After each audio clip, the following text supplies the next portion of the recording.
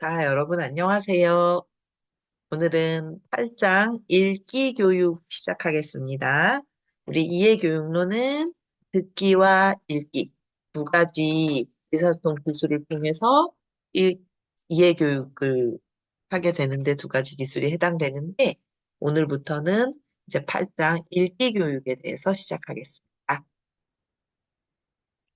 자, 우리 여러분 교재의 첫 번째 페이지에 그 들어가면서 하는 이야기가 나와 있어요. 여기 한번 같이 볼게요. 여기는 다음 읽기 활동은 한국어 초급, 중급, 고급 중 어느 급의 적절한 활동인지, 왜 그렇게 생각하는지 이야기해보자. 근데 우리가 지금 오늘은 영상 강의라서 이야기는 해볼 수 없지만 각자 여러분이 영상을 보면서 한번 생각해 보면 좋겠습니다. 그래서 보면 첫 번째는 하루 일과에 대한 글 읽기. 그래서 요코시의 하루 일과를 소개하는 글입니다. 다음을 읽고 물음에 답하세요. 그랬어요. 이런 거라면 하루 일과를 소개하는 것이다. 읽고 물음에 답해라. 이런 읽기 내용이라면 초급에 해야 될까요? 중급에 해야 될까요? 자, 그 다음 두 번째는 가족 소개에 대한 글을 읽기. 그래서 민수 씨의 가족을 소개하는 글입니다. 그랬을 때는 어디에 될지. 그 다음에 언어학에 대한 글 읽기. 그랬어요. 다음은 언어학에 대해 설명하는 글입니다. 다음 자료를 읽고 물음에 답하세요. 그러면 언어학에 대한 소개니까 적어도 4급 이상은 될 것 같아요. 그죠? 하루 일과나 가족 소개는 1급에서도 할 수 있고 2급에서도 할 수 있고 내용이 좀 더 심화되면 3급에서도 할 수 있겠지만 언어학은 1급, 2급에서는 안 되겠죠. 다음은 맛집에 대한 글을 읽고 이야기하는 내용입니다. 그래서 친구와 한국에서 유명한 맛집에 가려고 합니다. 맛집을 소개하는 글을 읽고 물음에 답하세요. 그랬다면 요건 어디 정도에서 하면 좋을까요? 유명한 맛집을 소개하는 글이라면 2급에서도 간단하게는 가능할 것 같고 3급이나 4급이나 3급 정도에서 하면 딱 할 것 같아요. 그죠?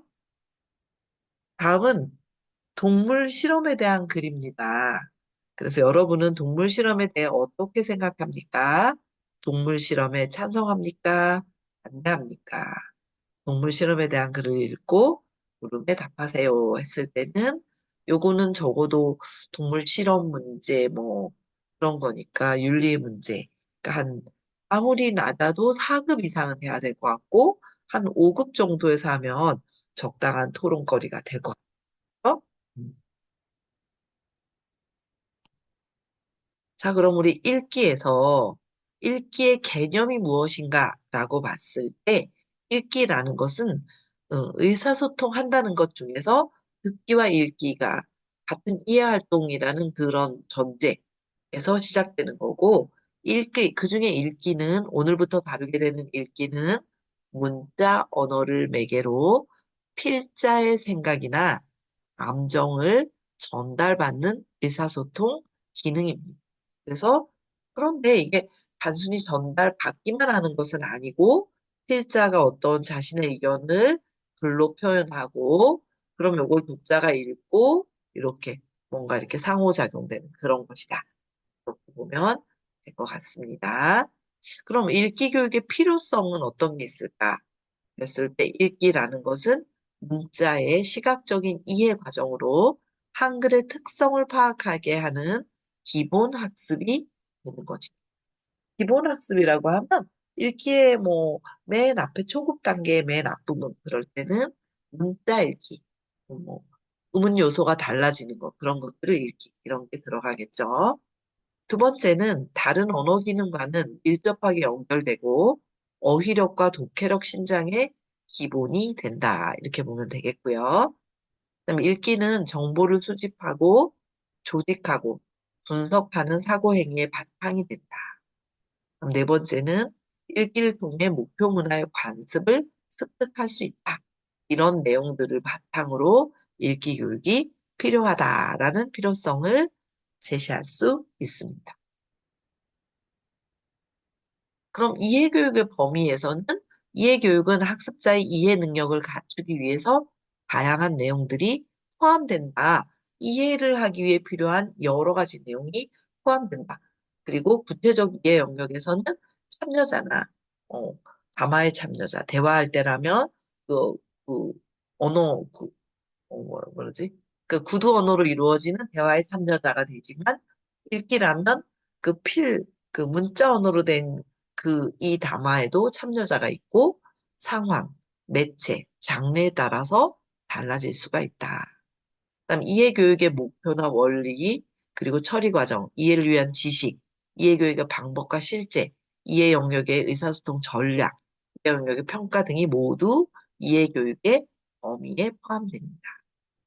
그 중에서 읽기의 범위를 구체적으로 살펴보면 읽기라는 건 초급 단계, 중급 단계, 고급 단계로 나누어 봤을 때 읽기의 초급 단계에서는 글자의 구성과 음절의 원리를 익혀야 된다. 초급의 맨 앞에서는 글자가 어떻게 모아지지, 자음과 모음이 어떻게 만나서 어떤 소리를 내고 어떤 발음이 되고 그 발음을 알아야 읽을 수 있으니까 그렇죠? 음절 원리를 익혀야 되고 낮자와 단어, 구 단위를 정확하게 읽고 문장부의 의미에 대해서도 학습한다. 예를 들면 캐션 마크가 있으면 끝으로 올려서 읽고 이런 기술도 알아야 된다는 거죠. 그다음 짧은 글을 읽고 독자가 원하는 정보를 파악할 수 있어야 한다. 이런 정도가 초급 단계의 읽기의 범위가 되겠고요. 중급 단계의 범위는 읽기와 쓰기가 연계되는 문어적인 특성을 이해하고, 음, 읽기는 곧 쓰기와도 연계되고, 쓰기는 곧 읽기와 연계되고, 이렇게 되니까, 문어적인 특성을 이해하고, 듣고 읽거나, 읽고 쓰는 등의 실생활에서의 기능 연계가 이루어지는 과제를 수행할 수 있어야 한다. 그래서 교사도 그 읽기 수업에서 과제를 구성할 때 그렇게 다른 기능으로 연계되는 그런 것들도 구성할 수 있습니다. 또 독자는 목적에 따라서 필요한 정보를 적극적으로 찾을 수 있어야 합니다. 그다음 고급 단계에서는 다양한 종류의 글을 읽고 목적에 따른 정보를 찾고 분석할 수 있어야 합니다. 자, 그러면 읽기의 과정이 있는데요. 읽기의 과정을 좀 이렇게 보자면, 음, 읽기라는 건 문자로 쓰인 단어나 문장을 소리내서 발음하는 것이 읽기죠. 일단 읽기는 귀로 듣는 게 아니에요. 말소리가 아니죠. 근데 문자로 쓰여진 단어나 문자로 쓰여진 것을 소리내서 읽는 거예요. 예를 들면 길에서 간판을 읽는다든지 아니면 책을 읽는다든지 그럴 때 소리내서 읽는 것이 읽기다.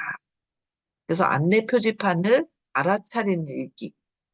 또 해당이 되고 그 다음으로 가면 그러니까 처음에 읽기는 안내 표지판을 알아차리는 정도 읽기였다가 소설이나 논문을 이해하는 독해로까지 가게 됩니다. 그래서 읽기라는 게 단순히 정보를 수용하는 과정이 아니라 정보를 이해하고 정보를 분석하고 필요한 정보를 획득해내는 그러니까 리딩 챌린지죠. 그렇죠? 리딩 챌린지 할 수 있는 그런 그 내용이고 그래서 복잡한 인지 처리 과정을 동반하는 적극적인 의사소통 활동이라는 것을 알 수 있습니다. 읽기가 이제 단순히 수동적이고 소극적인 게 아니라 적극적인 의사소통 활동의 하나이다. 그다음에 시각을 통해 입력된 정보를 시각을 통한다면 눈으로 읽기는 눈으로 문자를 보잖아요. 그렇죠? 그렇게 입력된 정보를 단기적으로 저장하고 음, 단기적으로 저장하는 기억을 작업 기억이라고 해요. 그 상태에서 이해하고 조작하는 과정을 거치게 돼요.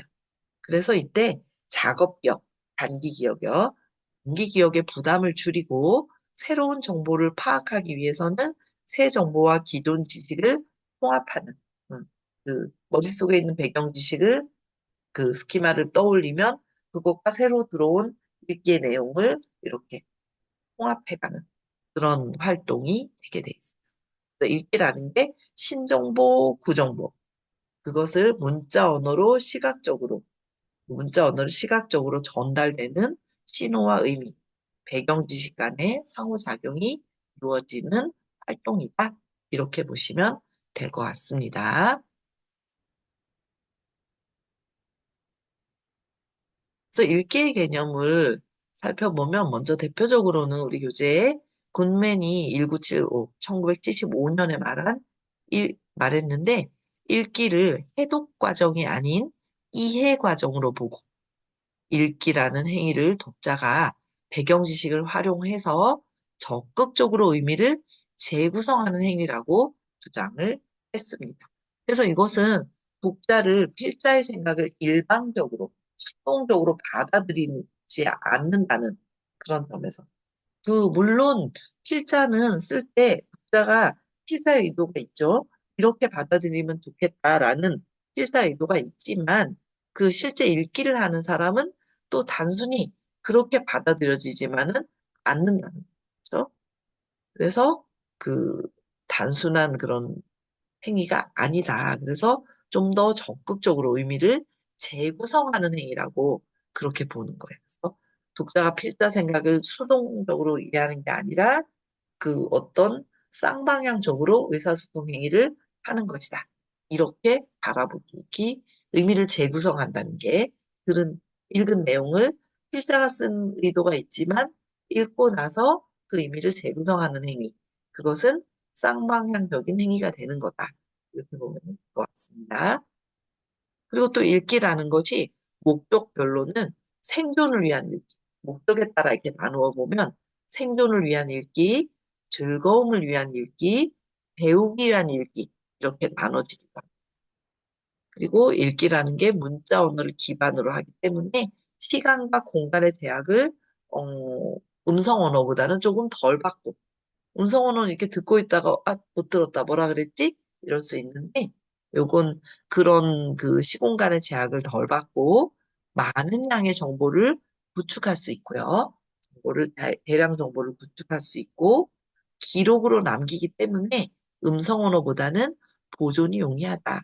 물론 이 말은 요즘 같은 시대에는 음성 언어도 다 녹음돼서 저장되고 그러니까 또 딱 이렇다라고 할 수는 없지만 대략적으로 이런 보존이 용이한 면이 있고 정확성 면에서 아주 뛰어난 말하기는 제가 이렇게 강의하는 과정에서도 어쩌면 여러분이 들을 때는 발음이 틀린 것도 있을 수 있고 뭐 조사 같은 거 잘못 말하기도 하고 그쵸?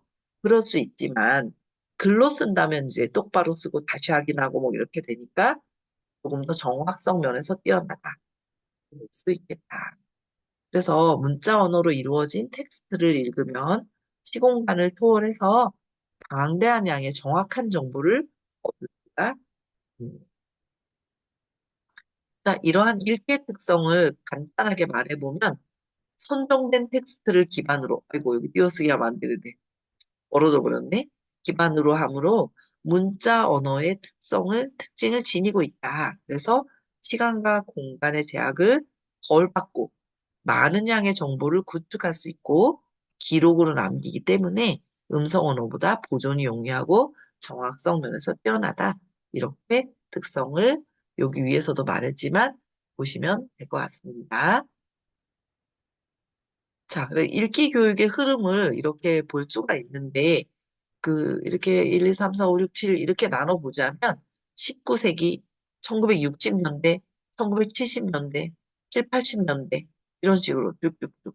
그다음에 상향식 읽기 모형 과정, 하향식 모형, 상호작용 모형 이런 것들로 그 과정들을 살펴볼 수가 있겠습니다.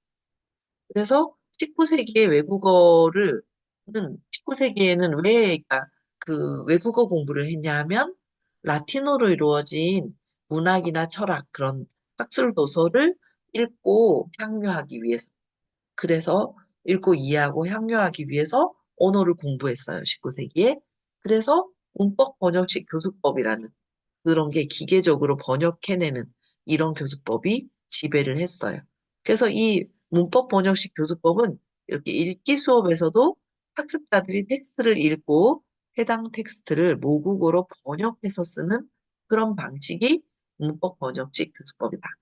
보면 되겠고, 그 다음에 보면은 60년대, 70년대를 이렇게 가면서, 음, 읽기라는 것은 구두 언어를 가르치기 위한 보조수단이 되었죠. 그쵸? 이렇게 봤는데, 그리고 이 시대에 나온 그 교수 방법으로는 청각구두식 교수법이에요. 그래서 텍스트를, 그 메시지를 지닌 문법적으로 정확한 것이다. 이렇게 바라보았고, 수업에서는 텍스트를 읽고 해독하는 수준에서 수업이 이루어지게 됩니다. 텍스트는 읽고 해독하는 그 정도 수준. 그 다음에 이렇게 쭉 나와서 상호작용, 상향식, 하향식, 상호작용식 이런 말들이 나왔는데요.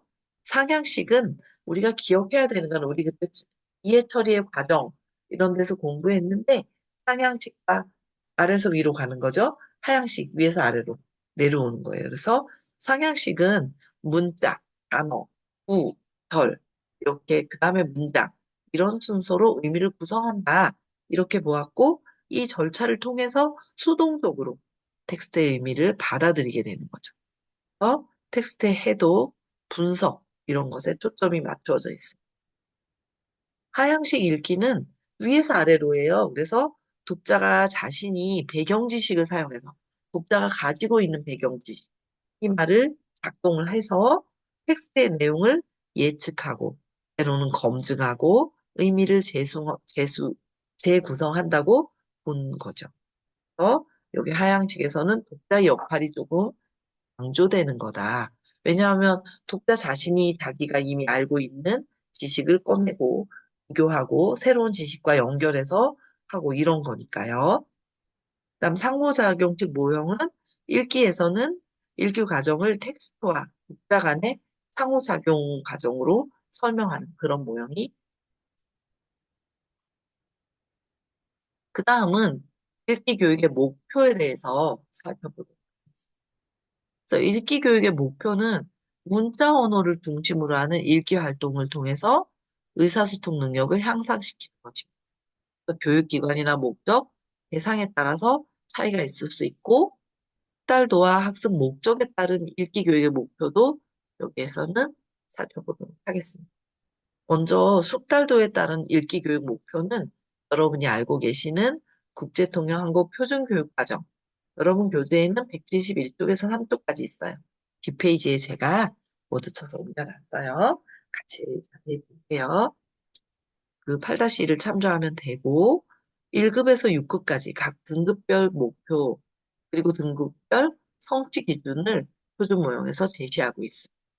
그리고 여기에서는 목표 기술에는 의사소통 상황과 기술을 중심으로 읽기 목표를 제시했고, 성취 기준은 소재나 상황, 담화 유형, 담화 구조, 기능 같은 상세한 상황들이 기술이 되어 있습니다.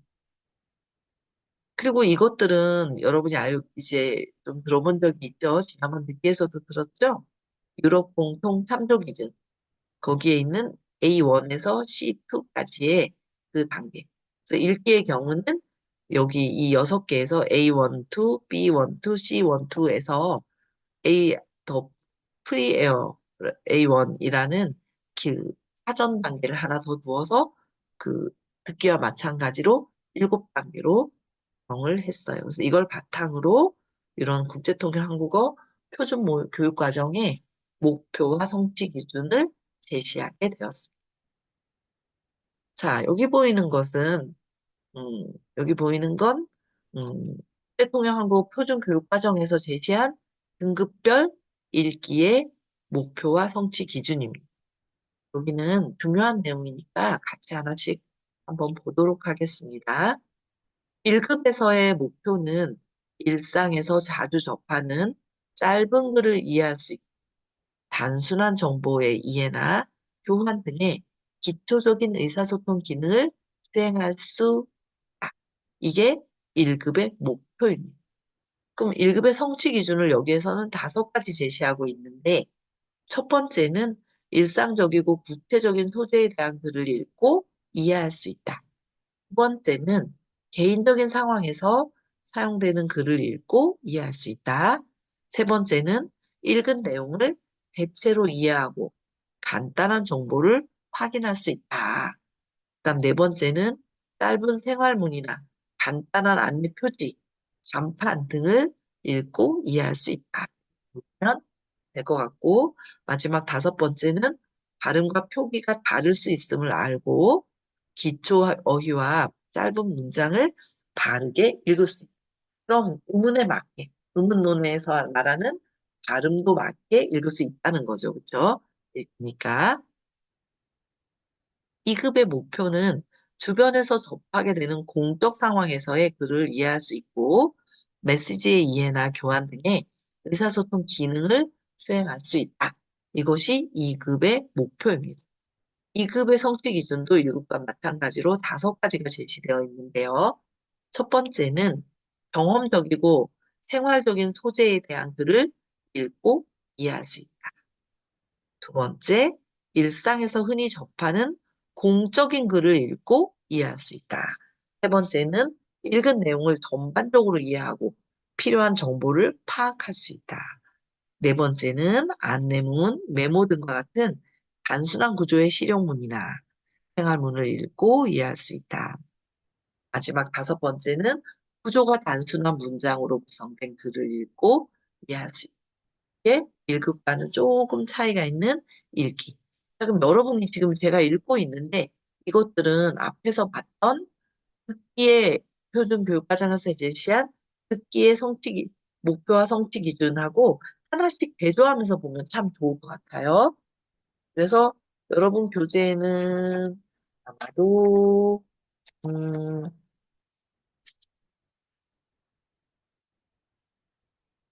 찾아보고 하나만 이 초급에 대해서만 비교를 한번 해드려 볼게요. 여러분 교재는 음,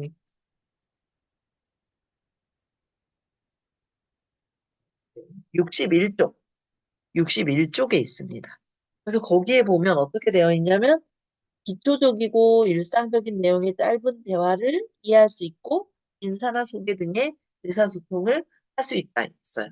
여기 보면 첫 줄에 기초적이고 일상적인 내용의 짧은 대화를 이해할 수 있다는데 듣기니까 여기에서는 일상에서 자주 접하는 짧은 글을 이해할 수 이렇게 다른 내용이 들어있어요. 등급에서 하는 뉘앙스나 느낌은 마찬가지지만 그 등급이 목표로 하는 것 중에서 듣기의 목표와 읽기의 목표는 이렇게 출발부터 다르다. 그렇게 볼 수. 그리고 음, 2급에서도 보면 일상적으로 접하는 공적 상황에서의 간단한 대화를 이해할 수 있고 정보에 관해 듣고 답하기, 허락과 요청 등의 의사소통 기능을 수행할 수 있다. 근데 읽기는 보니까 주변에서 접하는 공적 상황에서의 글 이해할 수 있고 메시지 이해나 교환 등의 의사소통 기능을 수행한다. 이런 식으로 좀 다르죠. 그쵸? 그다음 여기 상급 있는데 상급 볼까요? 상급의 목표는 자신의 삶과 관련된 사회적 소재의 글을 이해할 수 있고 필자의 생각을 이해하고 정보를 교류하는 등의 의사소통 기능을 수행할 수 있다. 그랬는데 여기 우리 듣기의 목표는 보면 자주 접하는 사회적 상황에서의 대화, 대화예요. 듣기는 대화를 이해할 수 있고 그다음에 음, 권유나 조언 같은 의사소통 기능을 수행할 수 있다. 그랬어요. 여기 이제 그 성취 기준에서는 친숙한 사회적 주제에 대한 관한 글, 그 다음에 불특정 다수의 사회적 맥락의 독자를 대상으로 한 격칙적인 글을 이렇게 이해할 수 있고, 글의 핵심 내용을 이해하고 세부 내용을 파악할 수 있고, 다양한 종류의 실용문이나 복잡한 구조의 생활문, 단순한 구조의 설명문을 읽을 수 있고 다소 복잡한 구조의 문장이 포함된 글을 읽고 이해할 수 있다. 이런 내용이 1, 2, 3급의 표준 모형에서 1기의 1급, 2급, 3급의 목표와 성취 기준이에요. 조금 전에 비교했을 때 목표만 1, 2, 3급을 비교해도 듣기와도 확 차이가 나.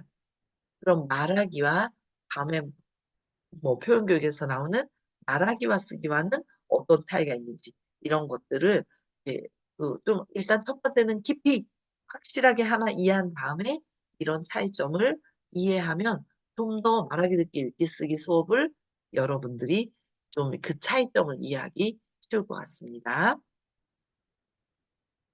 자, 4, 5, 6급도 보면 4급은 평소에 관심 있는 사회적, 추상적 주제에 대한 글을 읽고 이해할 수 있고 필자의 생각이나 의도를 이해하는 등의 의사소통 기능을 수행할 수 있다.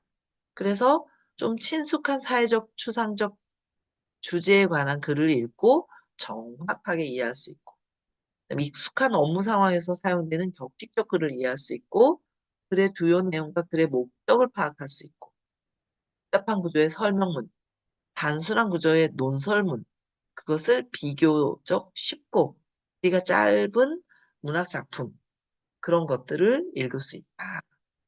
비교, 대조, 나열 같은 여긴 띄어쓰기 해야 되는데 나열 등의 전개 방식을 파악해서 복잡한 구조의 문장이 포함된 글을 이해할 수 있다. 이런 것들이 4급의 성취 기준이다.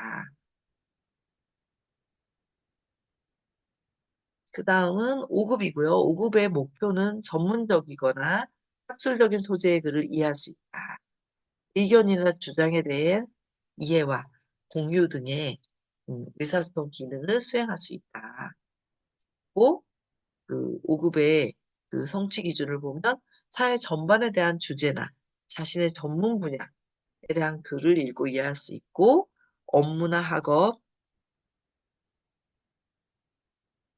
맥락 이런 것들 업무나 학업 맥락에 사용되는 격식적인 글을 이해하고 글의 논리적 흐름을 파악하고 핵심 내용과 세부 내용 파악, 복잡한 구조의 논설문, 음, 이런 문학 작품, 좀 짧은 문학 작품 같은 것, 문단에서 활용된 정의, 인용, 부연, 분석 같은 다양한 전개 방식을 파악해서 이해할 수 있다. 이게 5급의 목표고, 마지막 6급은 전문적이거나 학술적인 소재의 글을 이해할 수 있고, 필자의 의견을 논리적으로 이해하고 판단하는 등의 의사소통 기능을 수행할 수가 있다. 그래서 사회문화적 특수성이 드러나는 소재나 전문 분야의 글을 읽고 이해할 수 있고, 그다음 전문적이거나 학술적인 상황에서 사용된 격식적인 글.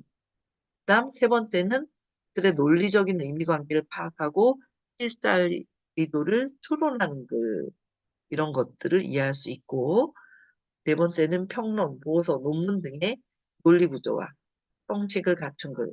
복잡하지 않은 구조의 문학 작품을 읽을 수 있다. 그다음 마지막으로 비유나 함축 같은 문학적 표현, 다양한 수사법에 대해서도 그런 이해를 바탕으로 그런 글을 읽을 수가 있다. 이렇게 보면 될 것 같습니다. 자, 그러면 우리는 이제 읽기에 그 숙달독을 목표를 표준 모형을 통해서 살펴봤는데요. 그 다음은 그 여러분 교재로는 175쪽, 175쪽에 학습 목적에 따른 읽기 교육의 목표가 있어요. 그래서 여기는 학습 목적에 따라서 읽기 교육 목표가 일반 목적, 특수 목적 이렇게 나눌 수 있고 여기에 제가 좀 빨간색으로 쓴 일반 목적 한국어 교육이 있고 특수 목적 한국어 교육 속에는 다시 두 가지로 나누어져요. 학문 목적 학습자 그리고 직업 목적 학습이 있어요. 그래서 학습 목적 에 따라 달라지는데 일반 목적 학습자들은 보통 일상생활을 영위하는 데 필요한 여러 가지 읽기 상황에서의 의사소통 능력을 신장하는 것을 목표로 하게 됩니다. 그래서 예를 보면 짧은 생활문, 간단한 안내 표지, 간판 같은 걸 읽을 수 있는 거다. 길에서 마치는. 다음은 학문 목적 학습자. 그 목적 중에서 학문 목적과 직업 목적이 있는데 학문 목적의 학습자의 경우는 학술적인 텍스트를 읽고 이게 논문이나 전문서적 같은 거죠. 학문적 주제와 관련된 정보를 수집하거나 지식을 획득할 수 있는 읽기 교육이 이루어져야 된다. 그다음 전공 분야의 전문 용어를 포함한 텍스트 영역을 알아야 되고 학문을 수행해 나가는 데 필요한 기술적인 부분까지 읽기 교육을 통해서 이루어진다. 예를 들면 학술서적이나 에세이, 논문 같은 것들을 읽을 수 있는 능력을 말하게 됩니다. 그다음 세 번째는 직업 목적, 특수 목적 중에 두 번째죠.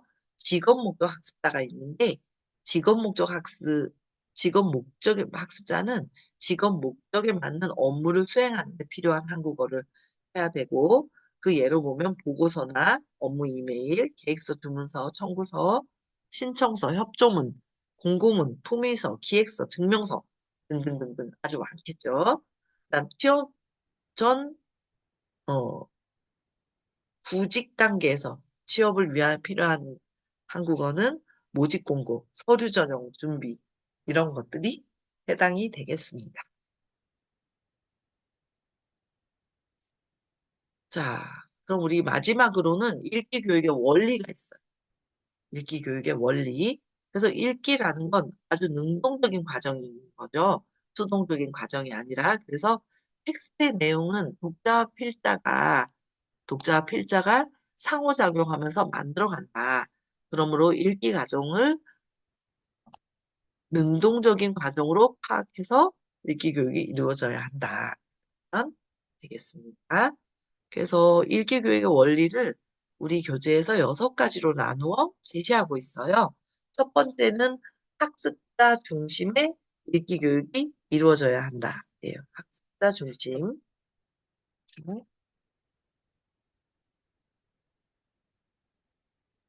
그래서 학습자 중심이라는 건 학습자가 무엇을 좋아하고, 왜 공부하고, 이런 것들을 바탕으로 해서 그 학습자 중심의 인기 교육이 이루어져야 한다는 거고, 두 번째는 읽기 교육이 담화 차원에서 이루어져야 된다. 이건 뭐냐 하면 어떤 한 단어 읽기, 한 줄 문장 읽기, 이런 식으로 하는 게 아니라 어떤 긴 글을 보고 그 내용을 파악하고 이런 식으로 담화 차원에서 이루어져야 된다는 거고요. 세 번째는 학습자 읽기 전략을 개발할 수 있어야 한다. 우리가 뭐 이해 처리 과정, 읽기 전략 이런 게 있다면 그런 것들을 개발해서 읽을 수 있어야 한다. 여기에서는 우리 교재에서 이런 것들을 읽기 텍스트에 접근하는 절차로서 SQ3R이라는 걸 제시했어요. 그래서 그 SQ3R의 기법을 이렇게 다음 5단계로 나눠볼 수가 있는데 첫 번째는 개관하기예요.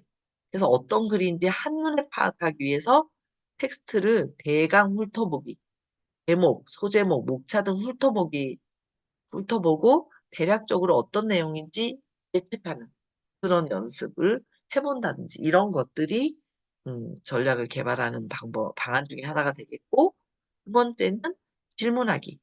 그래서 어, 훑어본 내용을 기반으로 해서 질문하기나 글의 제목, 소제목, 이미지, 도표 등을 배경으로 그 글의 혹은 책의 중심 내용을 질문하는. 그다음 세 번째는 읽기 단계인데 질문하기 단계에서 던진 질문의 해답을 찾으면서 정독하기, 미리 훑어본 내용을 자세하게 파악하면서 읽기 이런 게 해당이 되고 네 번째는 되새기기. 그래서 읽은 내용을 되새겨서 정리하기. 찾은 답을 정리하고 중요한 핵심 내용을 요약하고 정리해서 암기하는 그런 단계가 되겠고 그다음 다시 보기는 전체 내용을 복습하는 것으로 핵심 내용을 정리해서 글로 다시 쓰는 등의 장기적으로 기억하는 데 통합하는 도움이 되는 그런 내용들이 이 세 번째 학습 전략을 개발할 수 있어야 한다에 들어가는 내용입니다. 그다음 네 번째는 읽기 교육의 원리는 읽기 활동이 다른 언어 기술과 통합돼서 교육되어야 한다. 말하기, 듣기 이런 거와 같이. 그다음 읽기 그 네 번째고 첫 번째는 읽기 교육을 통해서 스키마를 형성할 수 있어야 한다. 읽기 교육을 하는 걸 통해서 스키마 자기가 아는 거를 자기 아는 것을 꺼내서 같이 새로운 정보와 연계시키는 그런 능력을 키워야 된다는 거죠. 그 다음에 읽기 자료는 학습자의 언어 수준에 맞고 실제 적용해야 한다. 너무 어렵죠. 그냥 완전히 생자료를 쓰면 학습자가 여관한 단계까지는 보급이 되지 않으면 다 이해하기가 어려워요.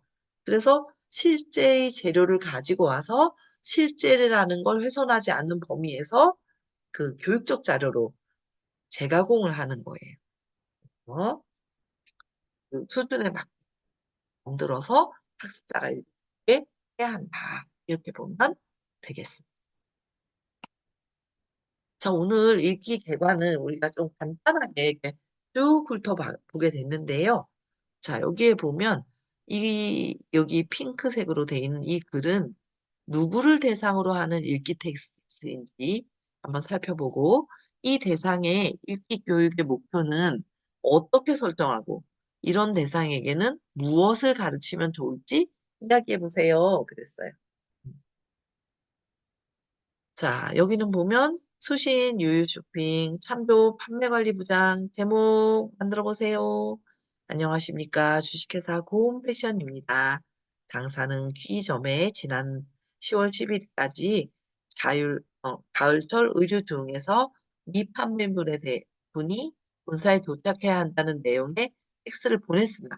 그러니까 다 못 팔고 남은 옷은 본사로 보내세요. 라는 팩스를 보냈다는 거죠.